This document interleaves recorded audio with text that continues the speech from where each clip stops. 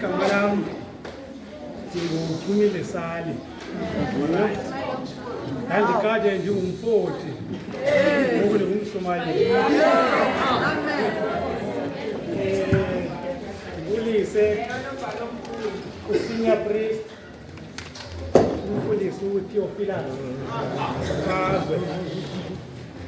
Ilizwi lokuqala likincwadi yakaLuka chapter 1 verse 1 to verse 4 uthi uLuka ba lincwadi uyibhalela uTheophilus.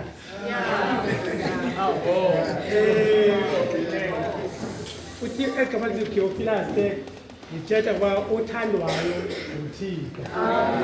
So sonke silapha nje singoTheophilus.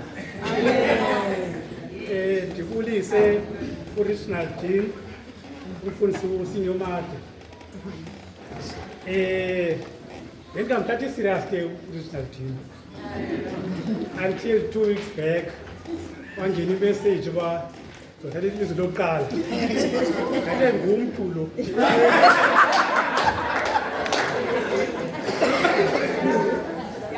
Ndibulise abefundisi idla ngokuthi oba umfundisi kunye noma umfundisi kunye nota.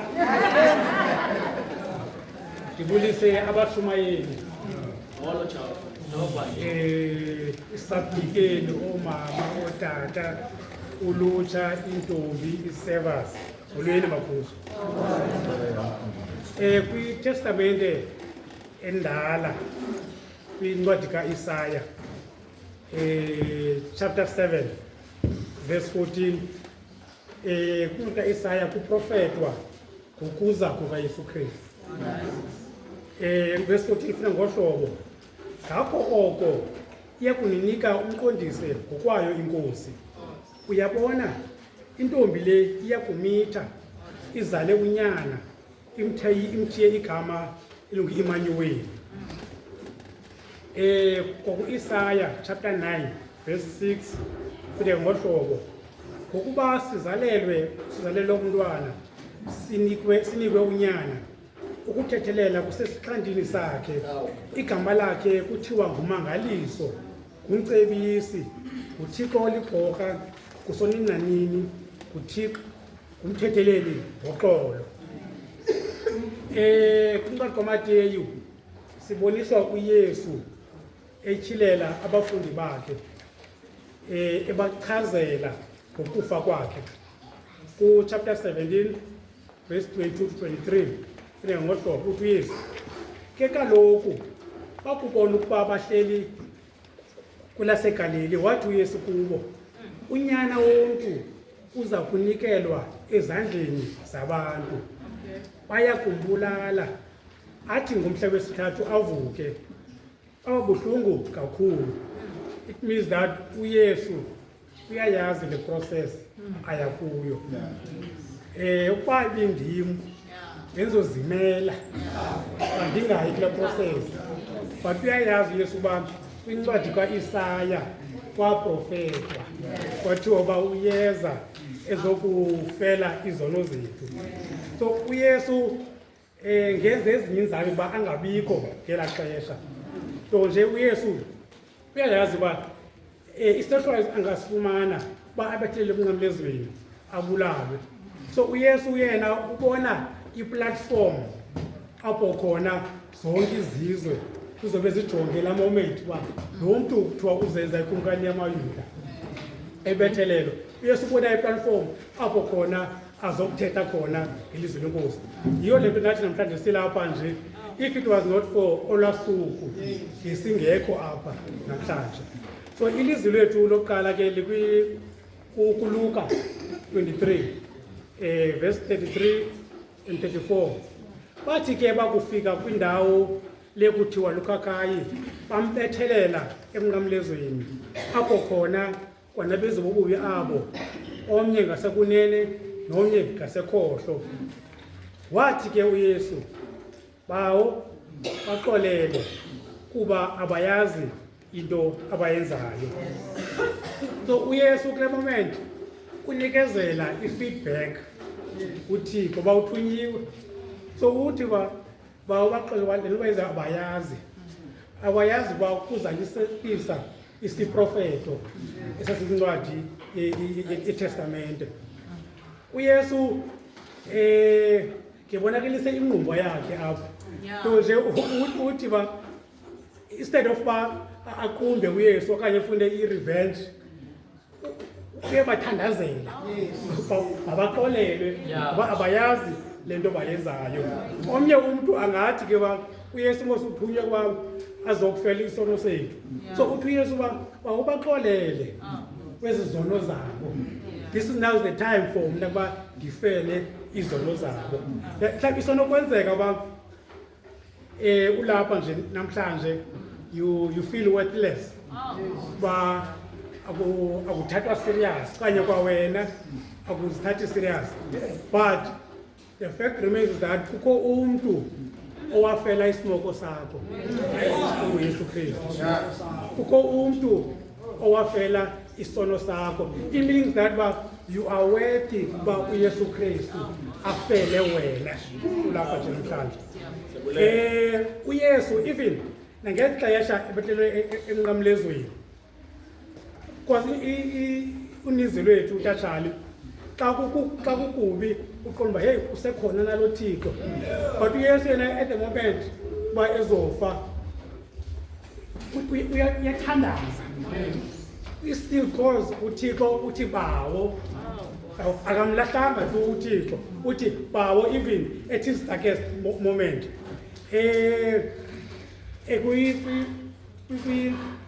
Kwisifundo besifundwa apha kuthiwa ke bathi bafuna ukumbethelela bamfule inyawo uYesu.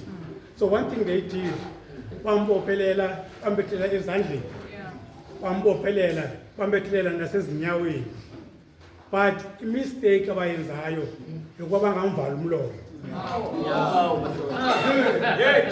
That's all that Jesus wanted. He wanted a platform athethe. The reason why silapha nje namhlanje kungenxa yamazwi asixhenxe uYesu abathetha emnqamlezweni. KuYohane babe besazi uthi bathi baxolele abayazi into bayenzayo. Babe besazi kuYohane 1 verse 1 ekuqalekeni ube ekho ulizwi, waye ulizwi ekuye uThixo, waye ulizwi enguThixo. Kwilizokazi liphela xa besenza i-research encinci zalomnyamaka kuthiwa amaKrestu over 2.38 billion. Ngeyona nkolo ilandelwayo kwilizwekazi liphela ngenxa yangomsuku. So bona bebesithi bayamhlaza, bambeka ehlazweni emnqamlezweni, kanti banika iphawu lethemba kuthi bantu balapha. So umnqamlezo kuthi uliphawu, umnqamlezo kuthi impilo.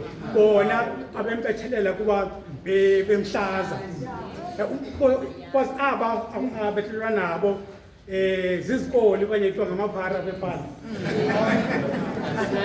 Ngamaphara, meaning that ifana napha kwalanga ipatrol xa kubanjwe iphara labantu anjisisitratweni libethwe ngumntabone basiyamhlaza. So that's what they were doing to uYesu naye siyambeka bayibuzabezweni bemhlaza, kanti bamnika iplatform yokuba athethe amazwi asixhenxe. Ndizongena ke apha eluxolweni wakhe azothetha ngokuxolela umuntu, uthetha ngoxolo olukuthi phakathi. Phambi kuba unike umuntu uxolo kufuneka wena ube noxolo. Bathi ke abakhohlayo yi-inner peace. Bathi ilaluka yi-inner peace. So uthi uMandisijantyi oyimvumi eculayo uthi xola inhliziyo yami ungazonzakalisi. So isenokwenzeka ulapha nje namhlanje akunaxolo ngoba zange ukhuliswe ngumama kanye zange ukhuliswe ngutata the fact is that wakhuliswa. Xola uba awuxoli nguye owenzakalayo. Kusonokwenzeka uba emsebenzini ikhona ipost ubuyijongile uthi yeyam le, ndina i-experience, ndinazo ii-qualifications, kwathathwa ucomrade Charles wafakwa nge-back door. Ithi iBhayibhile uba uthi uYesu uba xola, ngoba if awuxoli wena uzoba toxic emsebenzini, meaning that uba uzivalele amanye amathuba within the work environment. Umntu ke onganaxolo sibabona ngokurizota kwizinto ezifana ne-drugs, meaning that lo mntu akazixolelanga, ikho le nto imtyayo, kakutheni kunzima ukuzixolela. Abanye banengcinga ze-suicide. Sithi namhlanje uba xola mzalwane, zixolele. There's no, even uba xa usokucela uxolo emntwini, umntu can see through you uba you don't mean it, wena akunalo xolo ulucelayo kuye. Meaning that xola uzixolele. Mhlawumbi ngelinye ixesha abantu bazokumosha wena. And then the question is why funeke kuxole mna kodwa ndim omoshiweyo, nguwe ubulelekayo.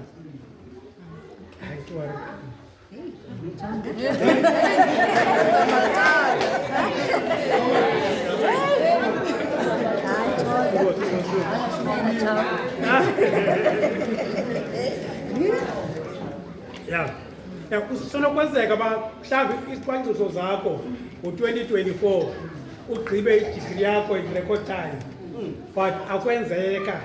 Xola uzixolele, belokwazi ukufocasa kwizifundo zakho moving forward. Athi amatopiya ke etatshali, uxolo lenkosi maluniphumbe libe yimbumba yamanyama, meaning that icawa lesikuyo yi-chemist yoxolo. This is where uxolo uvunyelwa khona, meaning that thina singamaKrestu bantu abalendela uYesu, ukuba ekuhlaleni kukho ingxaki, ifemeli ethile iyaxabana, kumele uba kuziwa kuwe, ngoba wena uhamba nje abantu bayakubona uba unoxolo, ngoba uyakhonza eTopiya eyi-chemist yoxolo. Mandiyivale kuthiwa ubaxolele uyazi uba yenzani, mandinixolele ngoba nam ndixolele. Ukuba sinyapriest bendingumpingeleli bendizoya phaa kwi-prayer book le yethu, fika ngohlobo uKrestu olidini ukuxolelanisa ihlabathi nomdali wezinto zonke makanikhulule kuzo zonke iimfanelo zangendawo, aniphe uxolo, ukonwaba, impilo namathamsanqa, anigcine kubudlelwane bakhe noyise nomoya iseluxolweni nookhokho benu.